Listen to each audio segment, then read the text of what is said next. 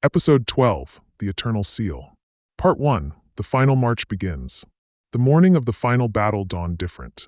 For the first time in 7 years, the sun rose with actual warmth, casting golden light across a world beginning to heal. The corrupted ground where the butterflies had touched grew small flowers. Not many, not yet, but enough to show that life could return. Gabriel stood before the assembled forces of the last alliance. They had grown in the week since the Dark Lord's retreat. Every freed child had brought news to hidden settlements. Every butterfly had shown survivors that resistance was possible. Now 10,000 souls stood ready: humans, angels, dwarves, elves, and the children who had been freed from corruption. Today we march to end this. Not for vengeance, though we deserve it. Not for justice, though it's overdue. We march to seal the darkness away forever. The march began with solemnity. No war cries, no songs at first. Just the steady tread of feet that had walked through hell and chosen to keep walking. Leading the vanguard were the freed children, those who had been corrupted and returned. Timothy, who liked butterflies, carried a banner made from butterfly wings that had fallen naturally. It shimmered with impossible light. Beside him walked others who had followed the Pied Piper, each carrying weapons blessed not by priests but by their own recovered innocence. Behind them came the survivors of the old battles. General Aldrich, missing an arm but not his determination. Elena the Witch, her magic now mixed with butterfly light. Captain Silverleaf and his remaining elves, their arrows tipped with crystallized hope. The dwarves marched in perfect formation, Thorin at their head. They had spent the week forging new weapons from metal mixed with butterfly dust. The resulting steel could cut through demon flesh like air. The angels flew above, Sariel and the others in perfect formation, their wings creating patterns that spelled out words of power in the sky. And everywhere, the butterflies. Millions now, not just the soul fragments of corrupted children, but somehow more. As if innocence itself was multiplying, spreading, reclaiming the world inch by inch. Part 2, The Corrupted Servant's Choice. At the Mountain of Darkness, Philly the Piper stood at the gates, his flute in his hands, no longer fused but held by choice. Beside him, Luminara clutched a bag of teeth, some black, some white, most gray. They're coming. They could feel the march through the ground itself. The Master commands us to play, to lead the enemy into traps. The Master commands many things. But we're not entirely his anymore, are we? Since the butterflies had touched them, since their curses had cracked, they existed in a strange space. Not free but not enslaved. Not good but no longer entirely evil. I remember the children's faces when they trusted me. Before, when my music meant joy. And I remember believing I was helping them, giving them dreams. They stood in silence, watching the alliance approach. Then Philly raised his flute to his lips and began to play. But instead of the corrupted melody that compelled obedience, he played something else. Something older. The butterfly song the children used to request. Deep in the mountain, the Dark Lord felt it immediately. Treachery. They betray me. But he couldn't leave his sanctuary. Outside, the butterflies had formed a living barrier. To step out would be to face millions of tiny arrows, each one carrying the power to burn him further. Part 3, The Tooth Fairy's Redemption. As the Alliance forces reached the mountain's base, Luminara made her choice. She flew out to meet them, carrying her bag of teeth. The Alliance weapons raised immediately, but Gabriel held up his hand. Tooth Fairy, have you come to fight? I've come to undo what I can. These teeth, they contain the essence of every child I corrupted. If returned, if purified. She pulled out a handful of black teeth and spoke words she hadn't said in 7 years. What was taken in darkness, I return to light. What was cursed with corruption, I bless with flight.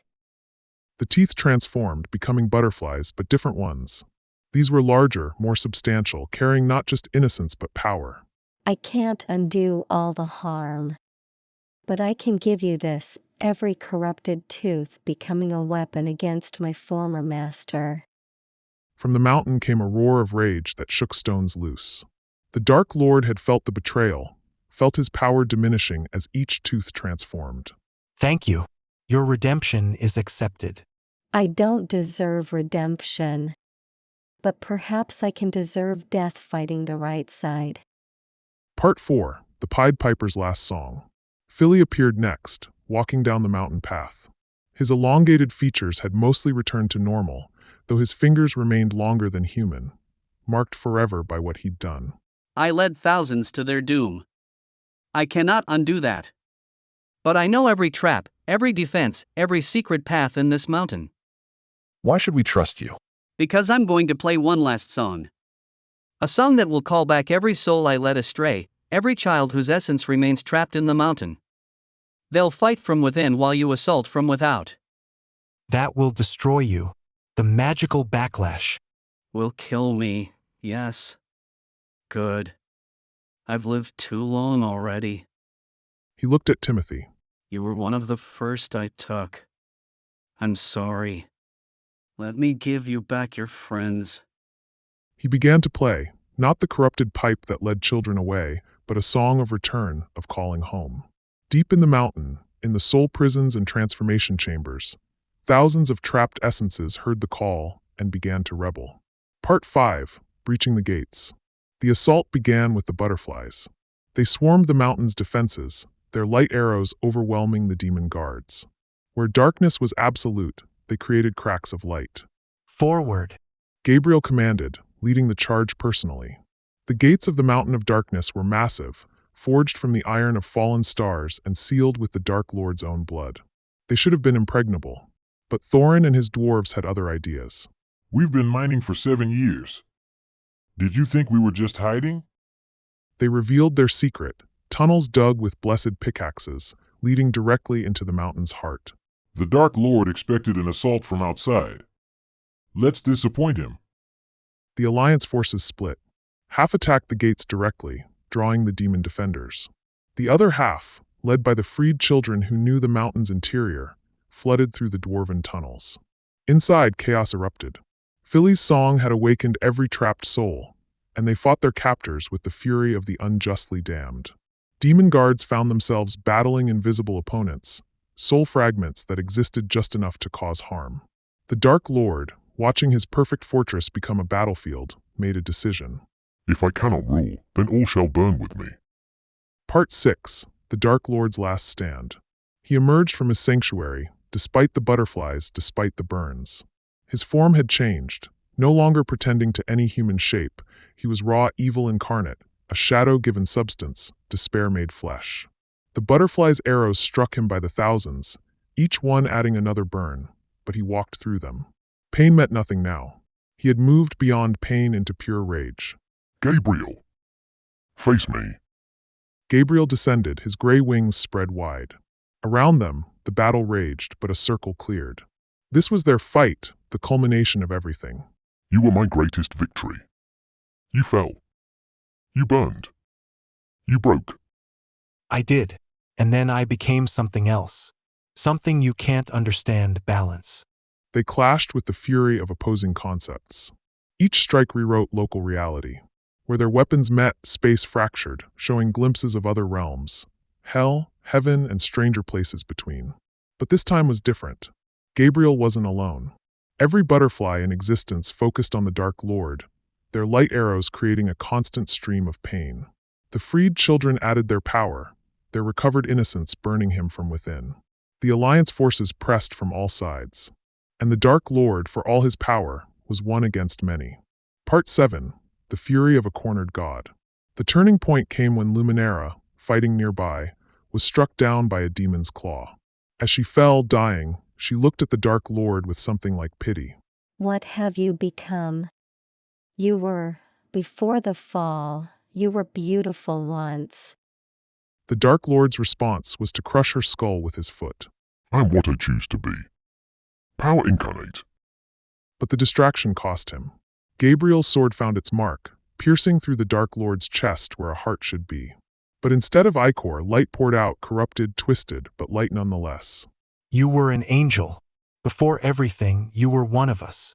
The Dark Lord screamed and ripped the blade from his chest, the wound sealing with shadows. I was weak. Now I am strength itself. I am eternal hatred. I am. Thousands of butterflies struck him at once, each tiny arrow of light burning deeper than before. The freed children added their power, their recovered innocence attacking him from all sides. You are outnumbered. You are wounded. You are losing. I never lose. I am the Dark Lord. I am eternal. Part 8. The binding begins. But for all his rage, all his power, the Dark Lord was being overwhelmed. Every butterfly that struck him left a mark that wouldn't heal. Every strike from Gabriel's sword cut deeper. The combined will of thousands pressed against him. Now, begin the incantation. No. You cannot seal Emmy. I am not some lesser demon. I am. Sigillum Lucas Aeternum. The Alliance chanted as one, their voices drowning out his protests. The Dark Lord fought with the fury of a caged beast. He killed dozens with each swing of his weapon, turned butterflies to ash with his breath, made the mountain itself attack the Alliance forces. But for every fighter that fell, 10 more took their place. For every butterfly destroyed, 100 more appeared. I will not be caged. I will not be defeated by insects and children. But the ritual continued. Silver chains of light began to wrap around him. Not physical chains, but conceptual ones, woven from the combined will of everyone present. You were defeated the moment you couldn't understand innocence. The moment you saw butterflies as just insects, children as just victims. You never understood that innocence isn't weakness. It's the strongest force in creation. Part 9. The Forced Transformation. The Dark Lord's form was breaking apart now, but not by choice. The Eternal Seal was consuming him, using his own power against him. Release me. I am your God. I am. You are the darkness that will seal all darkness. Your power will become the lock that keeps hell closed. Your essence will be the warning that prevents anyone from becoming what you became. I refuse. I will not. But his will no longer mattered.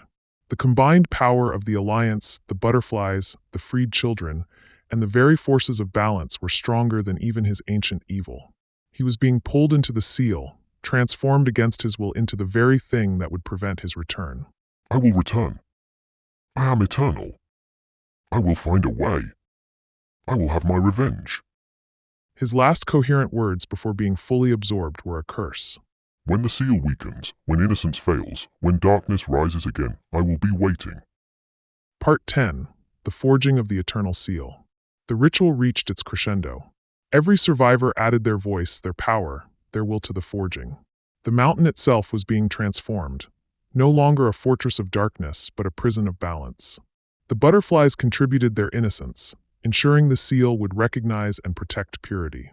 The angels gave their righteousness, ensuring justice would be part of its nature. The humans offered their determination, their stubborn refusal to surrender. The dwarves added their craft, making the seal physically unbreakable. The elves provided their immortal perspective, ensuring the seal would last beyond ages. And at the center, the Dark Lord's own essence, trapped, raging, fighting every second, provided the power. He was being forced to become his own prison, his own hatred turned into the very chains that bound him. I curse you all. When this seal cracks, and it will crack, I will remember every face. I will hunt your descendants for 1,000 generations. Sigillum Lucas Aeternum. Seal of eternal light. They chanted louder, drowning out his threats. The mountain exploded with silver light that could be seen across the world. When it faded, where the mountain of darkness had stood was something else, a crystal spire reaching toward heaven, neither light nor dark but perfectly balanced. Inside, barely visible but definitely there, was a shadow. The Dark Lord, trapped in crystal, frozen mid-scream, his eyes still burning with hatred. He wasn't dead. He was sealed, aware, raging, but powerless. The gates of hell, which had remained open beneath the mountain, slammed shut with a finality that echoed across dimensions. The demon armies, cut off from their source, dissolved into mist. The corruptions failed. The cursed lands began to heal. But those who looked closely at the crystal could sometimes see the shadow move, testing its prison, searching for weaknesses, waiting. Part 11. The Children's Return. As the silver light faded, something miraculous happened. Every soul the Dark Lord had trapped, every essence he'd enslaved, was freed. They emerged from the crystal spire as butterflies at first, then transformed back into what they'd been. Children who'd been taken years ago returned. Not all, many were too damaged, too far gone, but thousands. They appeared confused, as if waking from a nightmare, but whole. Parents who'd thought their children dead forever found them alive. Families destroyed by the Pied Piper were reunited. The curse became blessed. Timothy found his mother among the survivors. She'd aged 20 years and 7, but she knew him immediately. My boy. My beautiful boy who loved butterflies. All across the battlefield, such reunions occurred. Not enough to erase the horror of 7 years, but enough to prove that healing was possible. Part 12, The New Dawn. Gabriel stood before the crystal spire, his gray wings reflecting its silver light. He could feel the Dark Lord's presence within, a constant pressure of hatred against the seal. It's over. No, he's contained, not defeated. We must maintain eternal vigilance.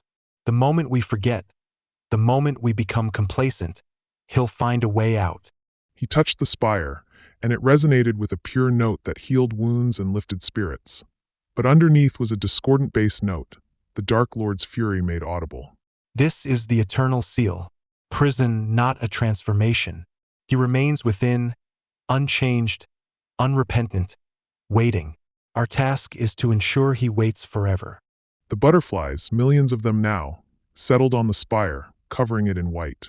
They would be the first warning if the seal began to weaken. Gabriel established the Order of the Gray Wing immediately. We are not celebrants of victory. We are eternal guards against a threat that will never stop trying to escape. Part 13, The Price and Promise. Not everyone survived to see the new dawn. Philly the Piper had dissolved completely, his redemption bought with his life. His flute remained, transformed from an instrument of corruption to one of calling. It would summon help when innocence was threatened. Luminara died in Gabriel's arms, her last words. Tell the children I'm sorry. Tell them their teeth became stars after all. Where she dissolved, a new constellation appeared in the sky. The butterfly, forever watching over sleeping children. General Aldrich, exhausted beyond measure, sat on a stone and quietly stopped breathing. He died with a smile, knowing they'd won. Thousands had fallen in the final battle, but their sacrifice had meaning. Each death had contributed to the seal, ensuring it would hold forever. Thorin, surveying the casualties, spat tobacco juice one last time. Acceptable losses. My uncle would be proud. Part 14, The Return Home. The journey home was unlike any march in history. They walked through lands already beginning to heal. Where demon fortresses had stood, flowers grew. Where torture pits had been, clear springs bubbled up. The cathedral of evil collapsed on its own, the corruption unable to sustain itself without the Dark Lord. In its place, wildflowers bloomed, butterflies dancing among them. The survivors returned to cities and villages that needed rebuilding, but rebuilding with hope was different from surviving in despair. Children played in streets where demons had marched.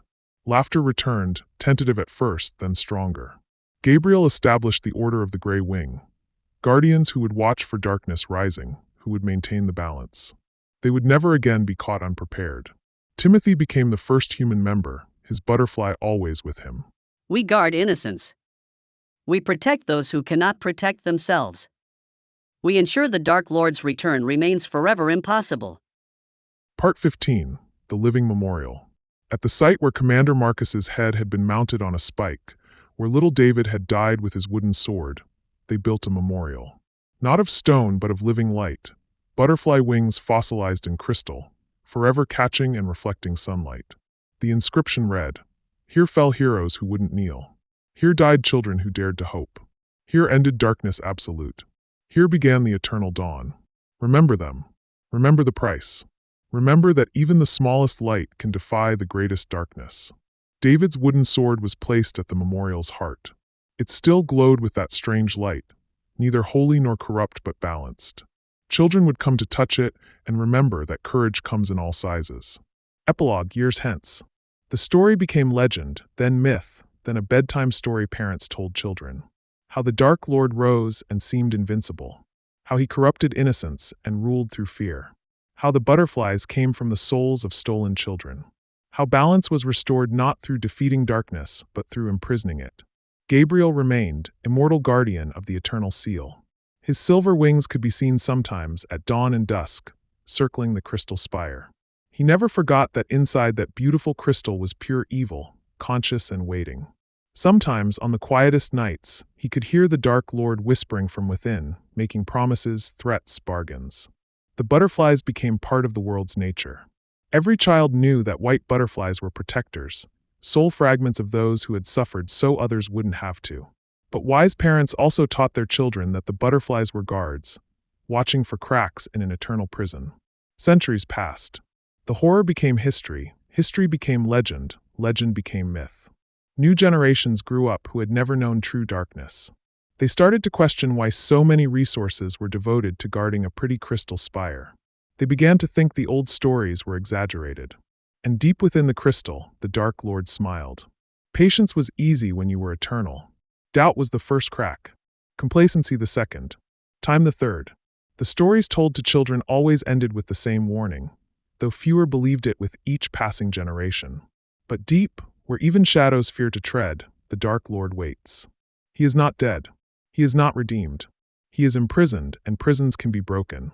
He watches through crystal walls, memorizing faces, learning names, planning revenge that will make his first reign seem like mercy. The seal will hold only as long as we remember why it was built. The butterflies will guard only as long as innocence survives. The Dark Lord will wait only until we forget to watch. So remember the butterflies. Remember the children who kept innocence alive. Remember that evil can be contained, but never destroyed. And remember that somewhere, in a crystal spire that ignorant people call beautiful, absolute evil waits with absolute patience for its second chance. When the seal weakens, not if, but when the butterflies will turn black. When the butterflies turn black, the Dark Lord will remember every name.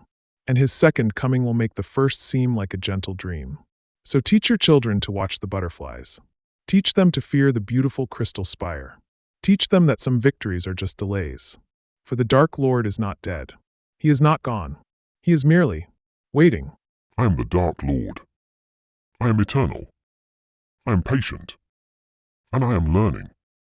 Gabriel, standing watch as he had for centuries, heard the whisper and shuddered. Because the most terrifying thing wasn't the threat. It was that it was true. The darkness had not ended. It was merely paused. And somewhere, in places too small for good to notice, too patient for vigilance to outlast, the Dark Lord's influence seeped through microscopic cracks, planting seeds that would take millennia to grow. But they would grow. They always do. Even in prison, darkness finds a way. Thus concludes the tale of Shadows of the Mountain, where darkness was not defeated but delayed, where evil was not destroyed but contained, and where eternal vigilance became the price of temporary peace. For the Dark Lord waits, unchanged and unrepentant, for the day when innocence fails, when butterflies forget to watch, and when his prison becomes his chrysalis for an even more terrible emergence. The seal holds. For now. The end.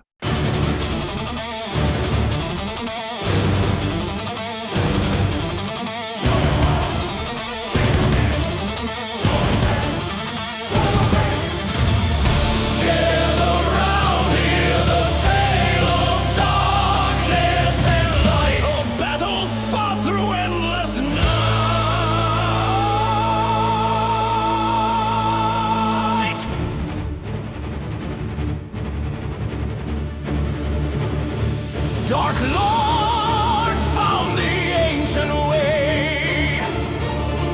Through Black Mountain came to pray. Witches cast their spells in vain. His dark magic brought them pain. Mountain battle fierce and grand. King